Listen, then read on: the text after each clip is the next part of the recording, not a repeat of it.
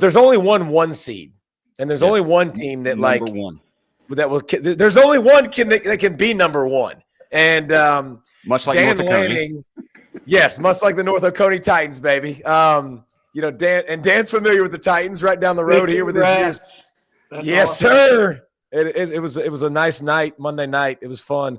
Brent has a son that plays safety too, so it was cool. It was a team effort. But hey, how's it been, Coach? Just I'm not going to say you've had time off because the transfer portal shows us that there is no time off in recruiting. But was it nice to get a little bit of a break for the kids mentally and physically from a long season? Yeah, absolutely. It's been a good change of pattern. Football's so much routine. You're doing the same things every day. To get to change that up for our players a little bit, I think it was good for our players, good for our coaches, and certainly there's some other things we're juggling right now. But overall, it's been really good.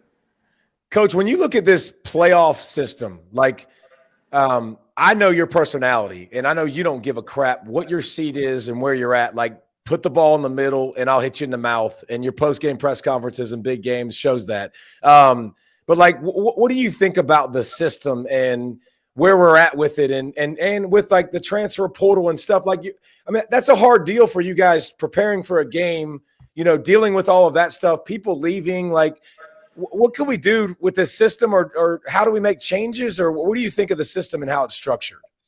Well, I think the people that really control football need to take a deep dive into the calendar, because the calendar just doesn't make a lot of sense with the structure, the way it's set up. You got players that are part of winning teams that feel like they have to leave because they know their opportunity might be somewhere else.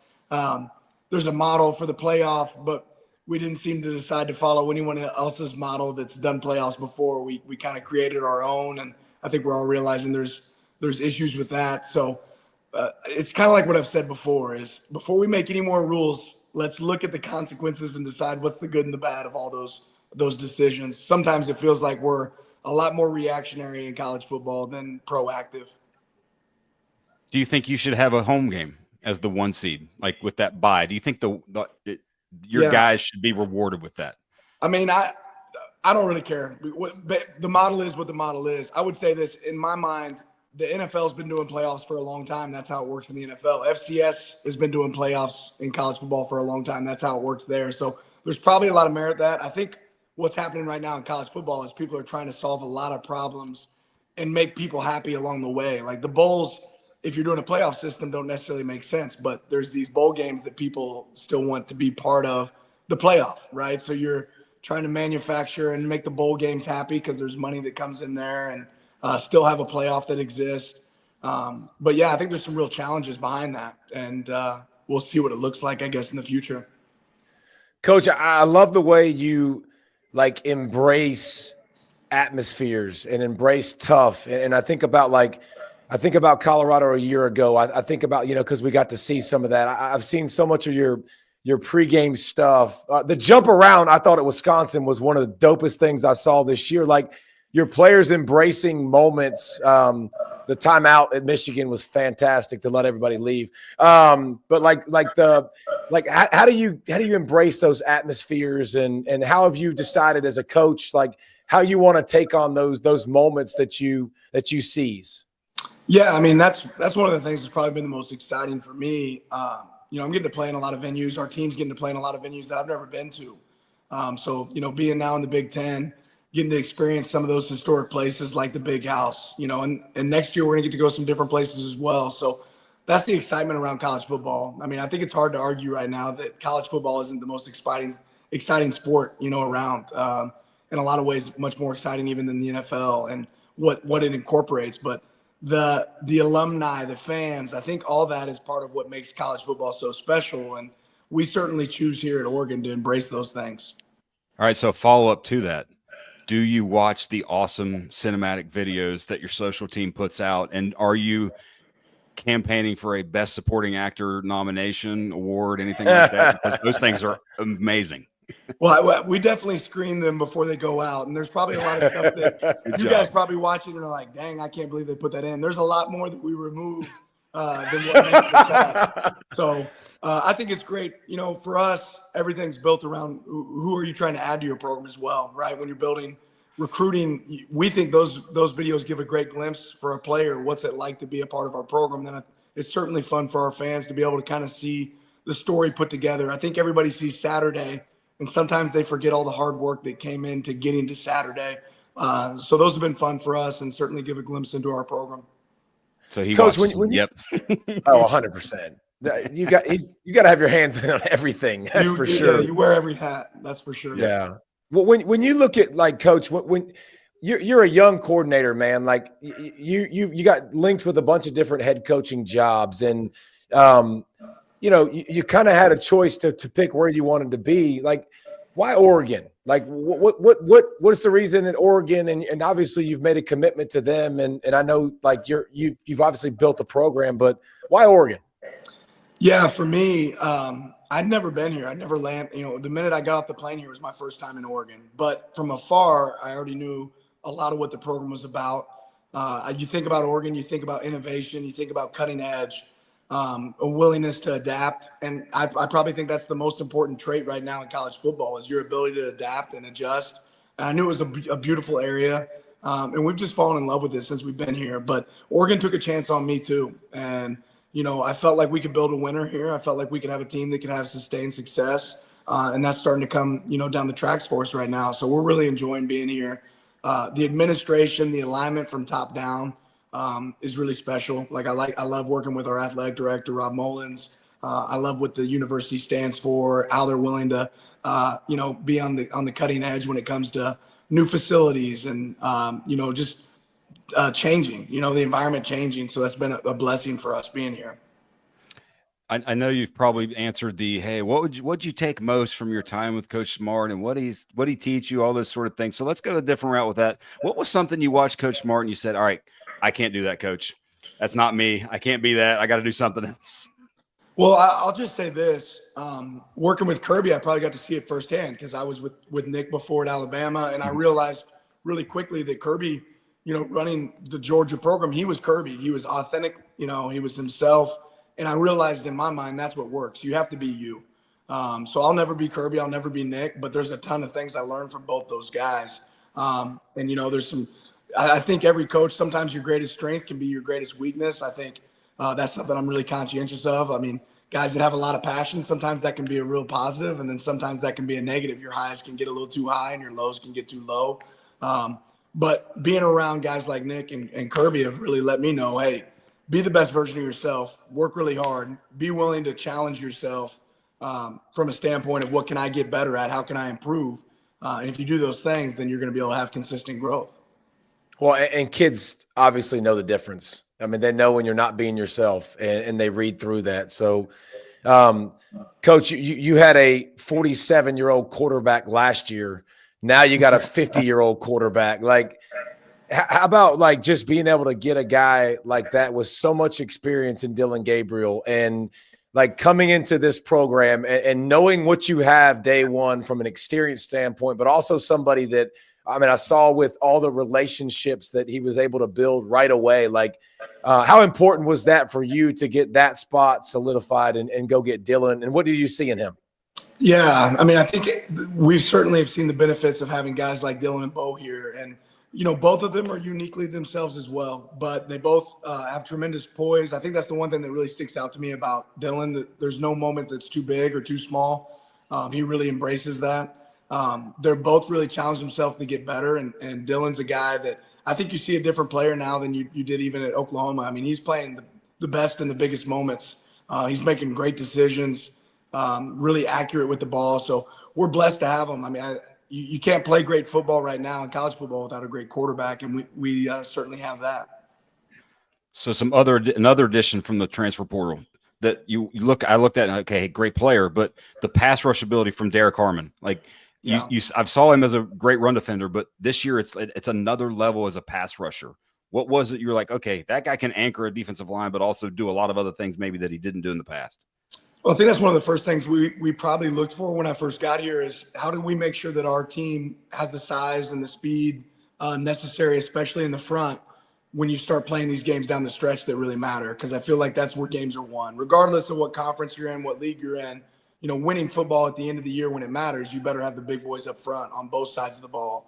And Derek fit that bill. And then, he came here and he knew what things he wanted to get better at, right? He was really intentional with, okay, I see myself. What I'm really impressed with Derek is he wants to be coached, right? And David knows this, like when you're around like great players just, they want you to tell them how they can improve. And Derek attacks it every single day. He's relentless on the field. And I think his game's really improved since he's been here. And he's been a force to be reckoned with for teams that have played us. So you're talking about you're talking about these transfer portal guys and now, Dan, the difference between taking one of those guys and those guys coming in and blending with high school recruiting. We talked to Rhett Lashley, a couple weeks ago about it, and just the line that you have to walk and how you do that and how you bring them along. What's been the best, strategy for you, or how have you, wave, or kind of how do you do both at the same time?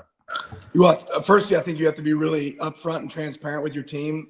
Our job is always to put ourselves in the best position to win games and have success here. But everybody can grow in that process. And for us, our foundation is still high school recruiting. We've done a really good job bringing in great talent and developing talent. Like our left tackle right now, Josh Connolly's having an unbelievable year, and he came here as a freshman. And there's several players on our team like that. So we want to be able to do both. We want to be able to develop guys from the ground up. But we want to challenge ourselves to create competition throughout our team when there's somebody that can enhance our program. And then all that being said, what's really important is that those guys are connected and they get along with each other and there's a healthy locker room. And we do a lot of different things to create that. On Monday night, just the other day, the entire team came over to my house and we had a meal together and fellowshiped, and the guys broke out later on in our garage for a player-only meeting. I wasn't in there. I don't know what happened in there, but it was their meeting. It was their time. I think those genuine moments where they get an opportunity to connect with each other is one of the things that separates us. All right. So, Coach, obviously you got the playoffs start this week, and you have one side of the bracket that is not your side, that is Friday night, first thing Saturday, and then you've got two that are on your side of your bracket, and obviously the game at 8:00. How are we watching this? Are we hanging out with the fam on Friday, early Saturday, then everybody, team or whatever, coaches watching there? What's the plan for watching this weekend? Well, we'll probably be juggling a couple things like other teams are. We'll have some guys in that are probably visiting us that are considering coming here. We're going to have practice Saturday morning, so we'll practice that morning, have a little bit of meetings that afternoon with our coaching staff, and then my hope is that I can find a TV screen by myself with my iPad and watch this game and take some notes. That's the hope. Well, Coach, one of my favorite moments of the year this year was offense cheats like a mug, right? They cheat all the time. That's what they do. Every rule is skewed towards offense. That's the way it is. If you don't like it, by the way, and you're listening, too bad. That's the way it is. It's set up for the offense to succeed. They can shift, they can motion, they control the snap count, they can do all these different things. But what you did against Ohio State late in that football game, you changed the rule book. Like you literally, it's funny. I find it so fascinating that like we can't address things till after the season. Dan, they changed your rule the next week, bro. Like they literally were like, no, the defense can't have that advantage. Like what? Did you know that could be a possibility that you could use that? Because that was one of the absolute best moves we've seen all year long. Certainly a weapon in that game. I wish our execution was a little bit better.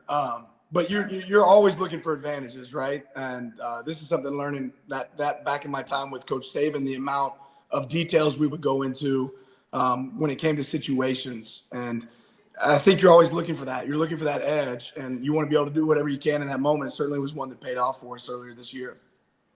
Yeah, that's cool, man. We appreciate your time. We know you are busy, and but no, best of luck to you in the playoff, Coach. And it's been fun to watch you succeed and do it your way. So thanks for joining us, my man. Absolutely. Hey, congrats on the state championship. That's big time. Thank you, Coach. Thank you. Have a good one.